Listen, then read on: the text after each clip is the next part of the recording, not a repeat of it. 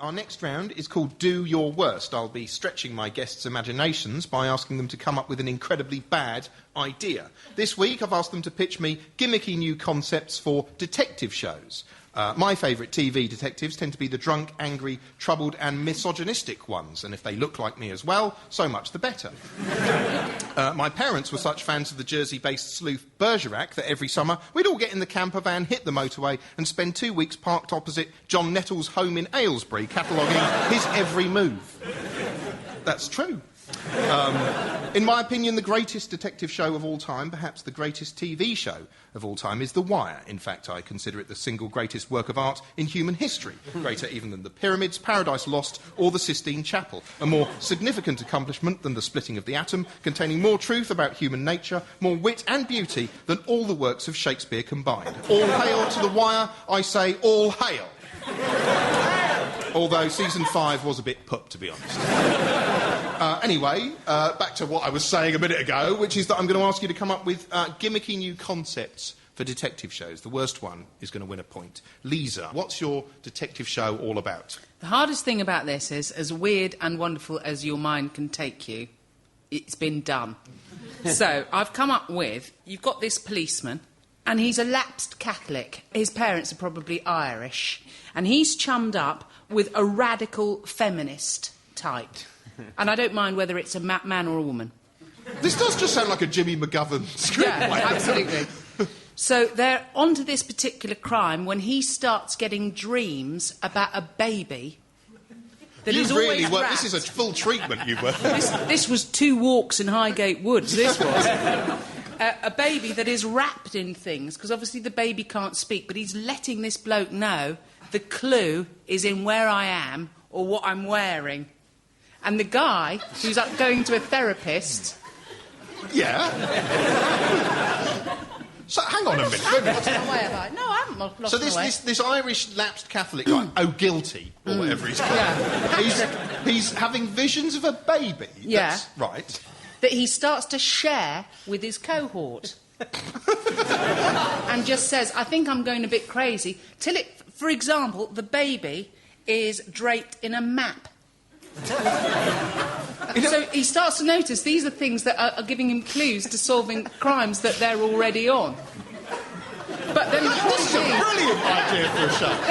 Then they start to wonder why it's this particular baby doing it all the time. As well they might. Exactly. And you won't find out about that till episode 10. Have you brought in some scripts for this? We can read them out. Who do you Let's see? forget this show. I want the Mac baby. I'm thinking Ken Stott in the lead, and I think he's too old now. Actually, Really? he could be the cohort, in fact, or the boss. Maybe. He could be the baby. You could be the baby, Jack. He could be the baby. Jack could be the baby. Well, that's remarkable, because what you've done there, you haven't just come up with a concept, you've had a breakdown.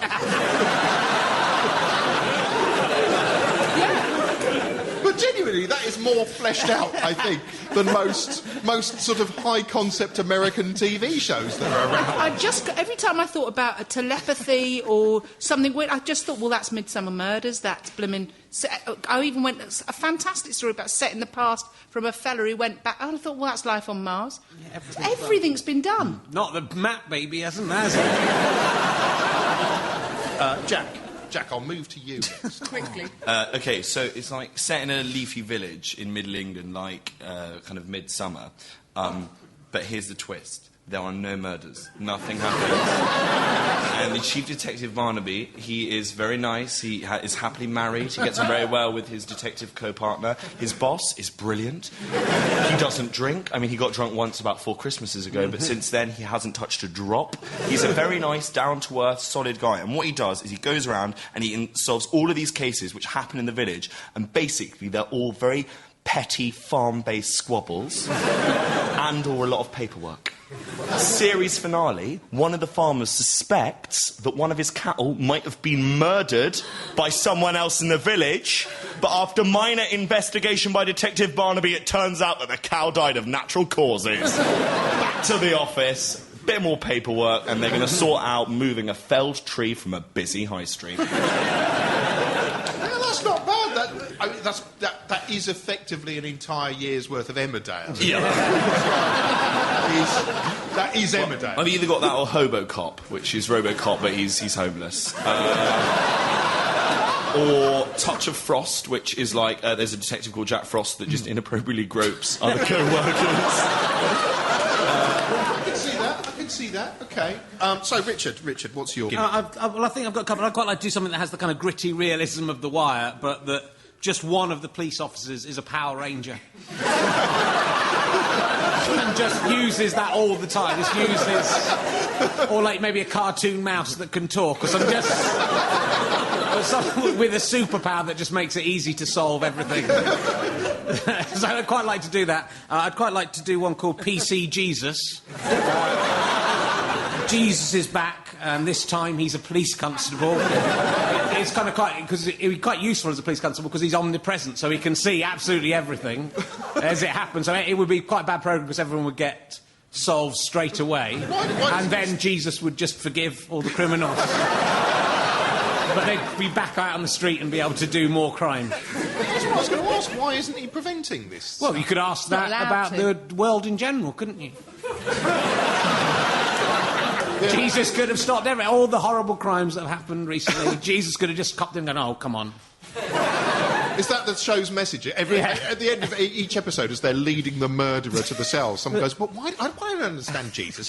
Why don't you just stop this?" And he just looks round down the lens and raises an eyebrow.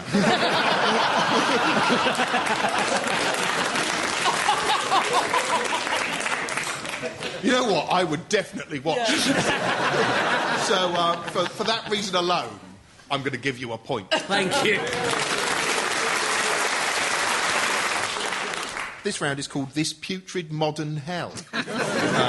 And in it, I'll be asking each of my guests to nominate the thing they dislike most about contemporary life. My favourite answer wins a point. Like many of us, I thought the biggest developments of the 21st century would involve the introduction of jetpacks, holidays on the moon, and robot concubines in every home.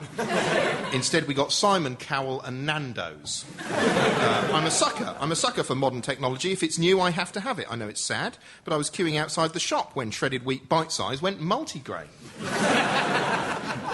Anyway, so modern life.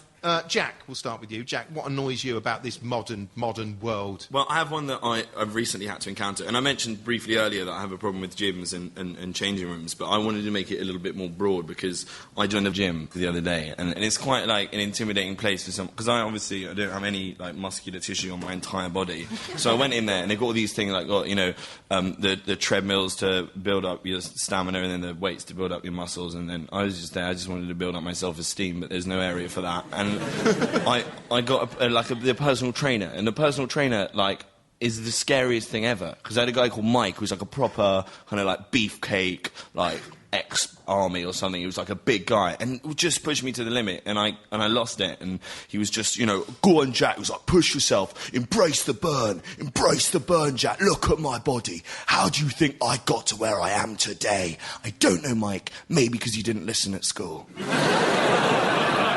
So my issue is Mike, specifically. Personal trainers. I hated it.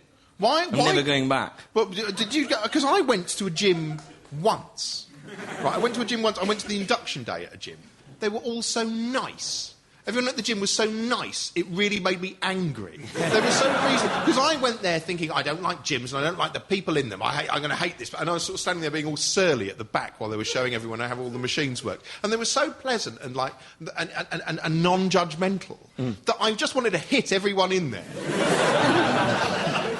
That's good. OK, so gyms, basically. Richard, I will leap. I kind of hate the fact it's an environmental thing that kind of the global warming's happening and that really no one cares. And then there's loads of things everyone could do to stop it happening, and none of us are really doing them. And the world's going to be destroyed, but none of us really, in 50 years' time, the world will be underwater, basically, because of this. Yeah, whatever. And no one gets... the people leave their TVs on standby, right? The world's going to be destroyed because it creates a lot of pollution. If you just turn the TV set off manually, it would solve the problem, but that would mean getting up out of your seat, walking 4 paces across the room, bending over and pressing a button. You can, like in Victorian times, you can imagine why people aren't prepared to do that to save the world, can't you? It's a lot to ask to save the world. It sounds like sarcastic almost when I say that, but because that's not the whole story. You do have to then walk the 4 paces back to the sofa and sit back down again. So, are you saying they could solve global warming by issuing us with sort of 2-metre long sticks? Maybe. Or just if people would walk... I mean, I'd do it as well. My TV's on standby now at home, but, you know, it's a 4-mile trip back to my house. I don't want to have to walk another 4 paces after all that to turn off. It just, you know, I don't care, because I've got no kids. I've deliberately made myself sexually repellent, so I will never breed. I've lived a kind of profligate lifestyle. That means I'll be dead by the time all this happens. But a lot of people have kids and stuff, and, you know, then in 50 years' time, your kids and grandkids will be underwater going, why?